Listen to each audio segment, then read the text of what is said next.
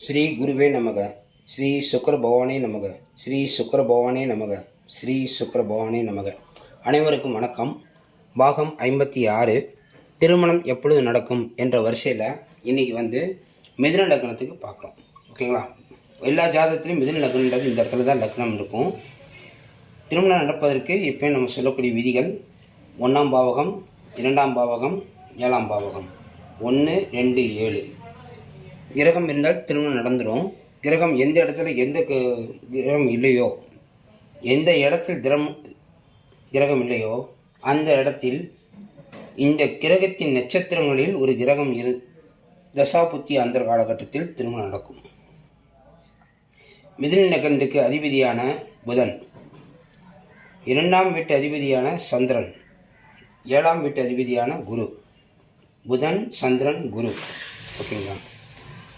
புதனுடைய நட்சத்திரம் எழுதிட்டீங்கன்னா ஆயிலி நட்சத்திரம் இங்கே வரும். நம்ம கிரகம் இல்லைன்ற சப்ஜெக்ட்னால இங்கே ஆயிலி எழுதலை. அடுத்து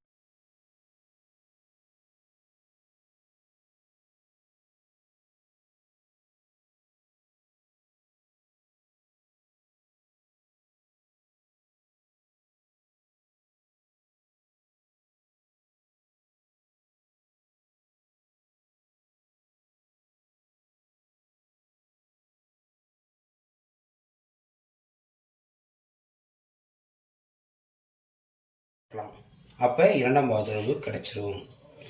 இங்கே திருவோண நட்சத்திரம் எழுதலை. காரணம், இங்கே 8ன்னு போட்டிருக்கோம்.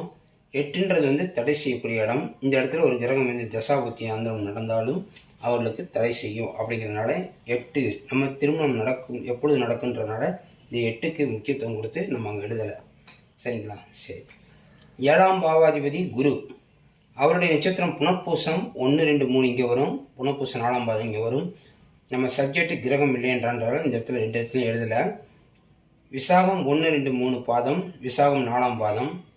புரட்டாதி 1, 2, 3 பாதம், புரட்டாதி 4ஆம் பாதம். இது பூரா குருடைய நட்சத்திரம்.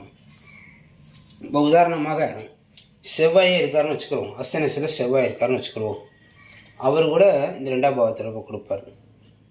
இப்போ ராகு கேட்டனஸில் இருக்காருன்னா லக்ன தொடர்பை கொடுப்பார். ரேவதிஸில் இருந்தாலும் கொடுப்பார். அப்போ லக்ன தொடர்பு கிடச்சிரும். இந்த குரு 7ஆம் பாவத்துக்கு இப்போ வேற ஒரு கிரகத்தை எடுப்போம். புதன் எடுப்போம்னு வச்சுக்கோம். புதனே இங்கே இருந்தாருன்னா 7ஆம் பாவத்துக்கு விசாகம் 1, 2, 3, விசாகம் 4, புரட்டாதி 1, 2, 3, புரட்டாதி 4. இந்த இடம் மட்டும் புதன் இருக்கக்கூடாது. அது அடுத்த சப்ஜெக்டில் பார்த்துக்கலாம். அப்படி இருந்தாருன்னா 7ஆம் பாவத்தோட புதன் கொடுப்பார். முக்கியமாக ஒரு விஷயம் என்னன்னு கேட்டிங்கன்னா, 7ஆம் பாவாதி தொடர்புன்னு வந்தாலே இன்னொரு விஷயம் இந்த இடத்துல இந்த ஜாதகத்துக்கு மட்டும் சொல்கிறேன். காதல் வரும் அப்படிங்கிறது அது ஸ்பெஷலாக நம்ம அடுத்த பதிவுலலாம் பார்த்துக்கலாம். ஓகேங்களா? இப்போ திருமணம் நடக்கணும்னா 1, 2, 7 தொடர்பு இருந்தால் திருமணம் நடக்கும். அங்கே கிரகம் இருந்தாலும் நடக்கும்.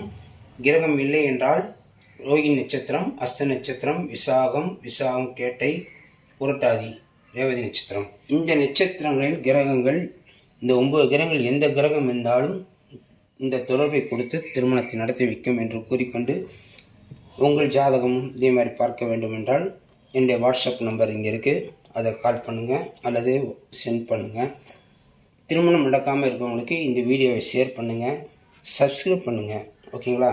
இந்த வீடியோவில் அடுத்தது போடக்கூடிய வீடியோ உடனுக்குடன் சேரும் என்று கூறிக்கொண்டு அடுத்த பதிவில் கடக லக்னத்துக்கு பார்க்கலாம் என்று கூறிக்கொள்கிறேன். நன்றி, வணக்கம்.